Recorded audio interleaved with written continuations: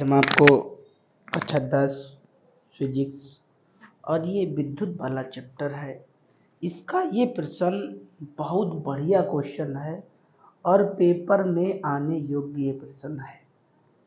यही प्रश्न आज हम आपको सिखाएंगे। ठीक है, प्रश्न आपको साफ दिखाई दे रहा होगा, ना साफ दिखाई दे रहा हो थोड़ी क्वालिटी बढ़ा लो और प्रश्न गजब का दिखाई दे। ठीक है, तो चलिएगा चर्चा करते हैं इस प्रश्न के ऊपर। कैसे लगाना है आपको, कैसे पेपर में आएगा, है ना, ये सारी बातें आपको बताएंगे। ये प्रश्न जैसे आपके सामने लिखा ऐसा ही पेपर में मान लो लिख के आया, इसी प्रकार से लिख के आएगा। ठीक है, अच्छा ये लिख के आया, तब आपको लगाना कैसे है? सबसे पहले लिखना आप की हल, इतना लिख लोगे। ठीक है, नीले पेन से लिखना। ठीक है, उसके बाद आप लिखना कि दिया है,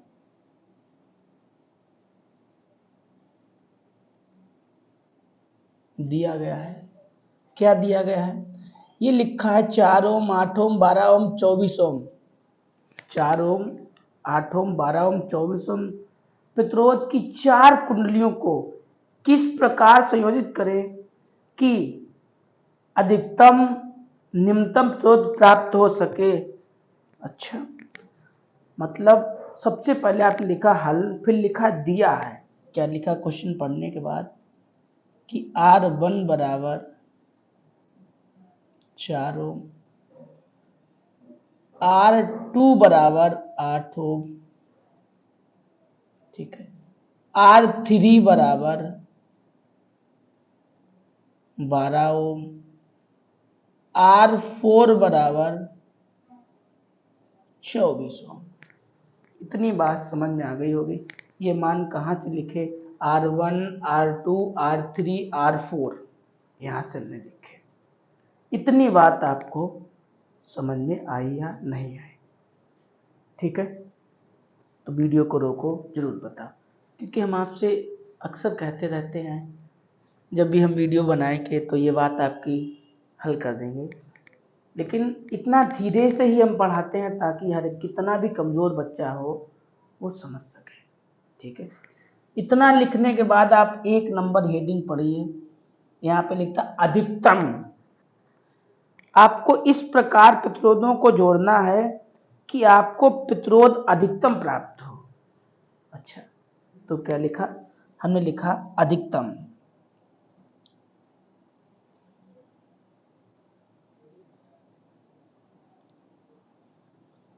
अधिकतम प्रतिरोध, अधिकतम प्रतिरोध। अधिकतम प्रतिरोध प्राप्त करने के लिए क्या करते हैं कि प्रतिरोधों को श्रेणी क्रम में जोड़ते हैं। ठीक है, अधिकतम प्रतिरोध प्राप्त करने के लिए क्या करते हैं, ये जितने दिए गए सभी को श्रेणी क्रम में जोड़ना होगा, हमें अधिकतम प्रतिरोध प्राप्त हो जाएगा। तो लिखो अधिकतम प्रतिरोध प्राप्त करने के लिए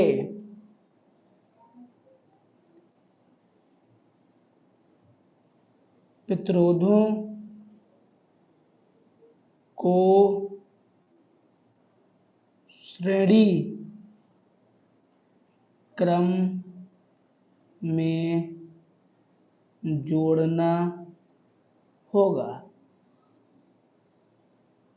ठीक है, हिंदी लिख दी, थोड़ा अच्छा लगेगा, है ना। आपको अधिकतम प्रतिरोध प्राप्त करना है ना, तो अधिकतम प्रतिरोध प्राप्त करने के लिए क्या करना पड़ेगा? आपको प्रतिरोधों को श्रेणी क्रम में जोड़ना होगा। ठीक है, अब श्रेणी क्रम का सूत्र क्या होता है भाई? श्रेणी क्रम का सूत्र होता है R बराबर R1, R2, R3, R4। ये श्रेणी क्रम का फॉर्मूला होता है। ठीक है, श्रेणी क्रम का फॉर्मूला लिख लिया। अब यहाँ पे मान रख दो R1 का मान कितना है 4, R2 का मान कितना है 8, R3 का मान कितना है 12, R4 का मान कितना है 24। इतने में कोई दिक्कत नहीं। जोड़ दो, कितना होगा 10, 20, 30 और ये 40, कितना हुआ 10, 30 और ये 40 और 48 हो गया, 48 आ गया। ठीक है, अब आप ये बताइए कि प्रतिरोध का मात्रक क्या होता है। तो सुनिएगा, प्रतिरोध का मात्रक ओम होता है, चाहे ओम का ये सिंबल बना दो, चाहे ओम लिख दो। ठीक है, यहाँ तक बात 1 नंबर की जो बात पूछी अधिकतम, तो आपको अधिकतम इतना प्रतिरोध प्राप्त होगा। अब नंबर 2 में आपसे पूछेगी निम्नतम प्रतिरोध प्राप्त हो सके, मतलब इन्हें इस प्रकार से आप जोड़िए कि आपको प्रतिरोध निम्नतम प्राप्त हो।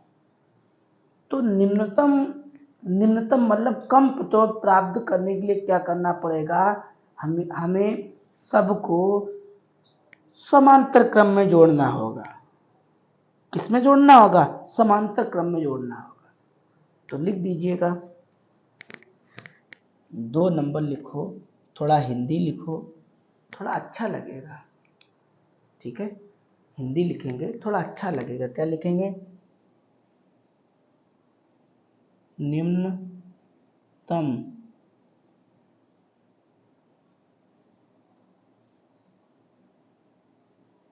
प्रतिरोध प्राप्त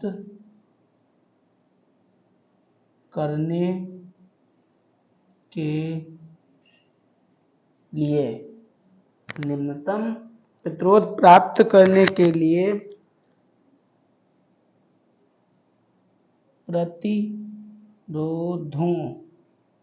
प्रतिरोधों को समांतर क्रम में जोड़ना होगा। पूरी बात हमने लिख दी। ठीक है, कितना भी कमजोर बच्चा हो वो भी समझ जाएगा कि निम्नतम प्रतिरोध प्राप्त करने के लिए प्रतिरोधों को समांतर क्रम में जोड़ना होगा।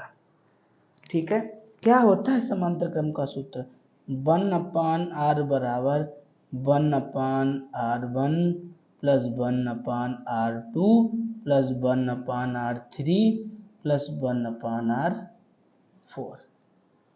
ये समांतर क्रम के लिए सूत्र होता है, और जो ऊपर लिखाया था वो श्रेणी क्रम के लिए सूत्र होता है। इतनी बात समझ में आ गई? अच्छा ठीक है, इतनी बात समझ में आ गई तो यहाँ पे इसे ऐसे लिख लो। R1 का मान क्या है, तो आपने देखा R1 का मान 4 ओम है, तो R1 की जगह पे 4 लिख लें। R2 का मान कितना है 8 ओम है, 8 ओम लिख लें। R3 का मान कितना है 12 है, तो 12 ओम लिख लें। R4 का मान कितना है 24 है, तो 24 लिख लें। कोई दिक्कत, यहाँ तक पूछिए आपको क्या दिक्कत है। आप वीडियो को रोको और ये जरूर बताया करो कि हमें यहाँ पे दिक्कत है। ठीक है, पहली बात तो इतना धीरे से पढ़ाते हैं, दिक्कत आने का कोई सवाल ही नहीं पैदा होता है। ठीक है, अब हम क्या करेंगे, इनका HCF लेंगे। हम क्या करेंगे कि इनका HCF लेंगे। चलो भाई, हम आपको एलसीएम लेना भी सिखाते हैं। एलसीएम कैसे लिया जाता है, 4, 8, 12, 24, इनका आपको एलसीएम लेना है। तो सुनो, एलसीएम कैसे लिया जाता है वो बता रहे हैं आपको। ठीक है, आपने 7, 8 में सीखा हो, 4, 5 में सीखा हो, नहीं सीखा है कोई बात नहीं, हम सिखाने वाले हैं। तो सबसे पहले 2 से काटो, जो 2 से कट जाएगा उसे काट दो, जो 2 से ना कटे उसे यूं ही उतार लो। जैसे 2 दूना 4, 4 दूनी 8, 6 दूनी 12, 12 दूनी 24। फिर 2 से काटो, 2 एकम 2, 2 दूना 4, 2 तियां 6, 6 दूनी 12, 2 एकम 2 और 2 तियां 6, 3 एकम 3, 3 एकम। कोई दिक्कत? इतनी बात समझ गए? इन सब का गुणा कर लो, जितना आएगा वही आपका एलसीएम हो जाएगा। तो 4, 2 दूना 4, 4 दूनी 8, 8 तियां 24, कितना आएगा? 24 आएगा। अगर आपको भिन्न आती हो तो वीडियो रोको और ये ज़रूर बताओ कि हमें भिन्न आती है, नहीं आती, ईमानदारी से बताना, ठीक है। अब यहाँ पे एलसीएम ले लिया, ऊपर जो लिखा हो उसे ऐसे ही लिख लो और गुणा लगा लो। 4 का भाग 4 का पहाड़ा पढ़ो जो 24 से ज़्यादा ना हो। तो 4 छंग 24 होता है ना, 4 छंग 24 होता है ना, तो मतलब 4 का पहाड़ा पड़ा 6 बार गया तब 24 आया। निशान लगा लो, 1 लिख लो। 8 का पहाड़ा पढ़ो जो 24 से ज़्यादा ना हो, जितने बार जाए उतने यहाँ पे लिखो। तो 8 एकम 8, 8 दूनी 16, 8 तियां 24 और 1 लिख लो। अब 12 का पहाड़ा पढ़ो, इस प्रकार 12 का पहाड़ा पढ़ो जो 24 से ज़्यादा ना हो। तो 12 तियां 24, 24 का पहाड़ा पढ़ो, 24 ज़्यादा ना हो, 24 एकम 24। कोई दिक्कत? कोई दिक्कत नहीं होगी यहाँ तक। 6 एकम 6, 3 एकम 3, 3 एकम 3 हैं, यहाँ पे गलत है भाई। 12 दूनी 24 होता है, 2 बार जाएगा यहाँ पे, और यहाँ पे 1 एकम 1 और अपान में 24, ठीक है। इतना समझ में आ गया? ये लाइन जरा ठीक से लिख दें, जगह कम थी इसलिए सही से नहीं लिख पाई है ना। तो रुकिएगा आप जरा, ये लाइन हम जरा आपको अच्छे से लिख के दिखाते हैं, ठीक है। ये लाइन अच्छे से लिख के दिखाते हैं। 6 एकम 6, 3 एकम 3, 2 एकम 2, 1 एकम 1 और अपान में 24, ठीक है। इतनी बात आपको अच्छे से समझ में आई होगी, ठीक है। ऊपर वाले सबको जोड़ेंगे, ऊपर वाले सबको जोड़ो तो 9, 10, 12 हो गया, 12/24 हो गया। इधर चल रहा है आपका 1/r। इसका इधर गुणा करो तो 12r हो जाएगा, इसका इधर गुणा करो तो 24 हो जाएगा। r, ये जो गुणांक होता है वो हमेशा कहाँ जाता है? अपान में। 12 दूनी 24, इतने ओम, ठीक है। अब ये क्वेश्चन से ये स्पष्ट हो गया कि देखो ये न्यूनतम, यहाँ पे न्यूनतम 2 है और अधिकतम कितना है? 48। तो समझ गए, कभी भी आपके सामने इस टाइप का प्रश्न आ जाए कि न्यूनतम या अधिकतम, तो सबसे पहले आपको करना यही होगा, आपको ऐसे लिखना है R1 R2 R3 R जितने दे रखे हों, R1 R2 R3 R4 R5 R6 जितने दे रखे हों, अगर अधिकतम के लिए कहे तब श्रेणी क्रम में जोड़ना होगा, अगर न्यूनतम की कहे तब समांतर क्रम में जोड़ना होगा, और आपको भिन्न आनी चाहिए भाई। भिन्न नहीं आती है तो मज़ा नहीं आएगा। मेरी भिन्न की वीडियो अपलोडेड है, आप नीचे जाइएंगे तब आपको मिल जाएगी, ठीक है। तो यहाँ पे भी हमने आपको बहुत अच्छे तरीके से समझाई और एलसीएम भी हमने आपको बड़ा अच्छे तरह से बताया। उम्मीद है, आशा है कि वीडियो आपके समझ में आई होगी।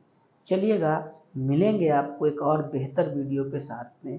तब तक इसे आप कॉपी में नोट जरूर करना, क्योंकि ये क्वेश्चन बोर्ड परीक्षा में आने की उम्मीद है, ठीक है। तो मिलेंगे आपको अगली वीडियो में, तब तक के लिए बाय बाय, टाटा, ठीक है।